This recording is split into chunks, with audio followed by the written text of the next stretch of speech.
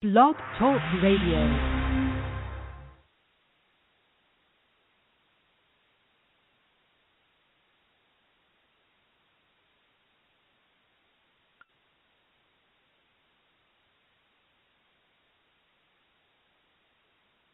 Hey everybody, thanks for joining us tonight.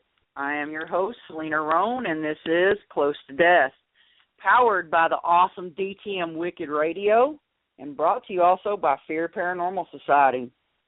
Tonight, I have a pretty cool guest. I have cool guests all the time. I don't know what it is, but I always have really cool guests. And tonight, I have this really cool chick on. Her name is Sarah Brown. She's the founder of Vixen of Horror. And let me say that again, horror, Horror. Sarah, how are you tonight, girl? I am great. Thank you so much for having me on. And I just wanted to announce to everybody, yes, I'm Sarah Brown, but my alter ego, I am Sinister Sarah of Vixens of Horror. Yeah, that is pretty interesting because, we talked for a little while the other night, kind of getting to know each other and just kind of chitty-chatting about the Northwest because we both have an obvious connection there with the love we have for the upper Northwest. Beautiful God's country. And right. You're lucky enough to live up there, which I'm jealous. But, when I saw that and I was like, really? Okay, well, I won't bust anybody's bubble because I figured you were kind of nice. But if your alter ego has got to be the alternate of what you definitely are, then okay, Sinister of what again? Sinister Sarah of Vixens of Horror. So that is okay, my Sinister exact Sarah. Yeah, exact opposite of who I really am in the real world. Yeah, because you didn't seem like any kind of sinister thing to me. I was like, yeah, it was pretty cool talking to you the other night, finding a little bit about you, your volunteer firefighter, is that right? Yes, I'm currently inactive right now, but yes, for 5 years I have been.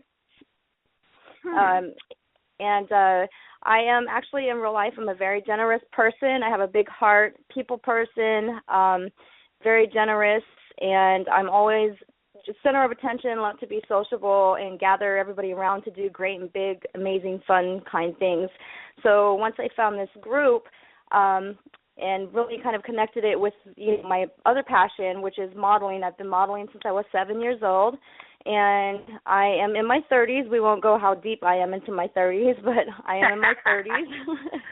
And I've actually been an alternative horror model for close to 2 years now. I started off, I was fortunate enough to start off with another alternative group, pretty well-known group here in the Northwest, who gave me a good start with getting a taste of combining my passion for modeling and all things dark and horror related. And so from there it grew, and I was able to pull together a great, fantastic, wonderful group of very talented and unique professional women. And we have done so much. We've accomplished a lot within this past year. We have actually, as of last week, have officially been a group for a year, and there are currently 15 of us, and we are looking to add anywhere from 5 to 7 more, and then we're going to call it quits there, I promise. Wow, that's yeah. pretty big group there of the Vixens of Horror. Now, how in the world did you decide? Okay, we're hot babes, and we're gonna scare the shit out of people. I mean, we're gonna dress up and look all creepy and freaky, but hot at the same time. Now, where the hell did that come from? Well, I mean, it's different. Right. It is very different, but as you and many of our listeners and our actual fans and followers, we have a great big following of fans and followers that just really support this. It is a lot bigger than I actually even realized when I first started. I mean, our slogan is creepy, beautiful. So we bring the beauty to all the creepy things, but definitely enough to make it memorable. We are what we call, we refer to ourselves as we are what nightmares are made of. And whenever we say goodbye to people, we depart, we're always saying sweet nightmares, that kind of thing. But we actually deliver some of the beauty that you see in the darker side of life. And I actually have myself, along with my girls, I can safely say I speak on their behalf for that, that we have a great respect for the darker things in life. And you can say that in so many different levels. Starting with paranormal, we have a great respect for the paranormal. We actually have people that are very experienced with that, and we also, a lot of us have a lot of our own experiences through paranormal sightings and experiences that we've just had personally, and we can get into that later if you'd like to ask me. But we've done a lot of modeling. There's a chunk of us that have actually done some acting, and we're really trying to get more involved with the horror film industry. We are actually looking for someone to pitch our TV series to. We've came up with our own characters, and this is the kind of thing that we do to make ourselves unique, because going back to the alternative horror modeling industry, you'll see all kinds of things. It's really big these days. Just starting with the love and the passion for scary movies, Michael Myers, Freddy Krueger, all that kind of stuff.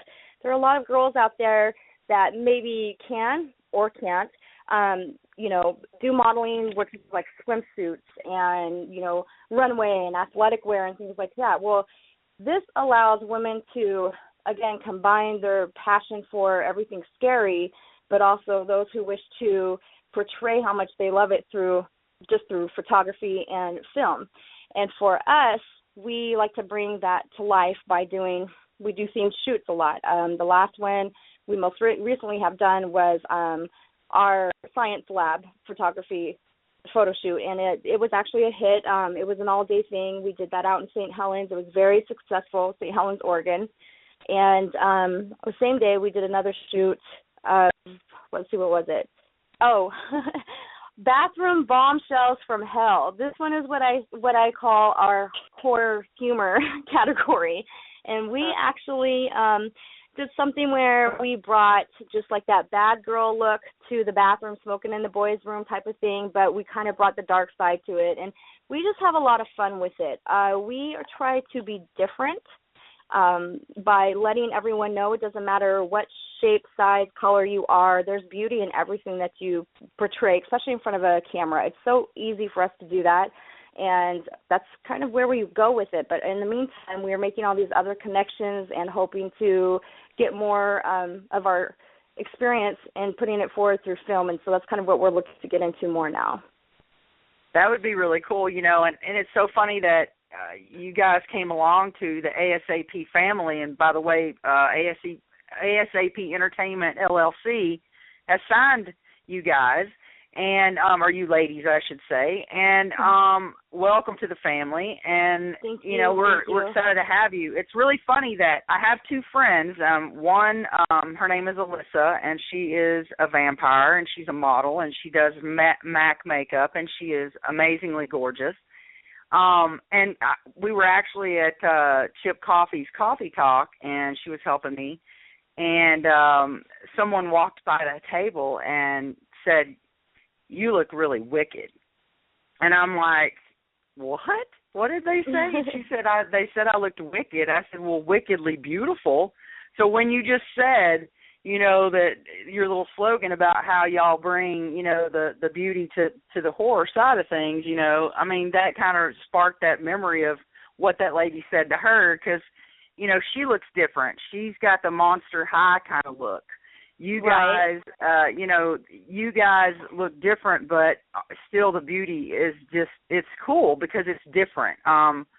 And then I have a friend named Mel that she does a lot of slasher flicks and a lot of horror stuff and shoots like that. She just was doing something called Stripper Ripper. Oh, right on. So I need to hook y'all up with Mel and see what can be done there, because she's got a lot of connections, and she could probably join the crew too, because she does some really cool photo shoots as well. But you guys, when I looked at you and looked at all the different girls, and we'll get into a little bit of that here in a minute, because I want everybody to know, each of the girls. Since I couldn't have all of you women on at the same time, Lord knows how women like to chitty chat. So I couldn't imagine having 15 of them on at the same time. Right, and trust me, they know. No, let's do one at a time. Right, and trust me, they know that me being their lead vixen, I do enough talking for the entire group, and I know all of them that are listening right now are cracking up because it's the truth. So, yeah. Well, that's okay. And, how you got into the paranormal side of it is when we talked the other day, you said something about that you had experiences when you were a child. Can you kind of tell me a little bit about that? Sure. Actually, it wasn't myself. Now, I've had one experience myself and then kind of considered a second experience through one of my children. I'm also a mom, which there's a lot of us in this group that are mothers and all that kind of good stuff. But, yes, my experience, in brief, I lived in Hawaii for 13 years where my 3 children were born. And the Hawaiian Islands, anyone who's ever been there, lived there, they are all, they're very, very spiritual there. And they have tons of myths and legends, and there is just a lot of activity over there. In fact, it would be wonderful if ASAP Entertainment actually did some investigations or events over there. I know Hawaii would love it. Right? Yeah. So my experience in brief, I actually was kind of going through a hard time, and I am a firm believer that, if there's any negativity going on through your life, you're kind of opening those channels and those doors for, as an invite, be it good or be it bad experiences. And this one wasn't necessarily a bad one, but it was my first one, and it was intense. I had actually was just getting ready to leave Maui and come back to Seattle, Washington with my 2 older boys. And I just got through packing up the house and was getting ready to leave the next morning to hop on the plane with them. And nothing in the house. There was nothing in the house left. And I had my younger 2 laying on the floor on a little cot I had made them, and I was exhausted. And matter of fact, I'll never forget this. It was 3:29 a.m. I looked right at the clock and said, I got to get up in 4 hours for this flight. I went to go to lay down in between my 2 boys, and I was very tired, but I was, a lot on my mind. I laid there, and it must have been a few minutes to 5 minutes after I laid down, and I felt something very, very heavy. I just felt a strong presence, and I didn't feel it necessarily bad or good. I just felt a very strong presence, and I had the intense urge to lift up and look at whatever it was I was feeling. And I got about halfway up, and the only way I could describe it was I felt 2 giant, very gentle hands lay their hands on the side of my face and gently push me back down and hold me there. And all of a sudden I could calmly breathe, and that fear feeling or uncertainty feeling went away. And I just lay there, and it was the trippiest thing. I was like, okay, whatever this is that I am sensing, I am not supposed to see it. I am not supposed to see it. And so I laid there, and I didn't fall asleep at all. But every time I tried to get back up, I could feel it just gently push me back down again. And then before I knew it, I didn't even feel like I closed my eyes. Before I knew it, it was 7 a.m. and I was up. And it just was refreshing. It was time for me to get up and move on. Now, that very same house was with my oldest son. At the time, he was 2, and it was 2 or 3 months prior to getting ready to make this big transition from Maui back to Seattle. My 2-year-old, we had been in the house for maybe 6 months, and it was a very small house. Hawaii's expensive. A very small house. He had the only bedroom in there, and we completely did it up to where it was just big time Elmo, Sesame Street. Loved it. He was always in that room. Could never get him out.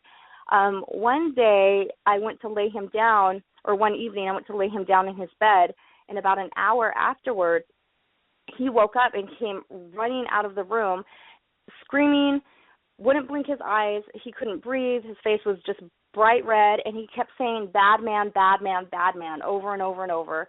It was very intense. I tried calming him down. I could never calm him down. Brought him back into the room to see if I could calm him down in his room, and that is where it grew to be even more intense compared to the first time that he came out. And he kept pointing up into the ceiling, at the corner of the ceiling, "Bad man, bad man, bad man."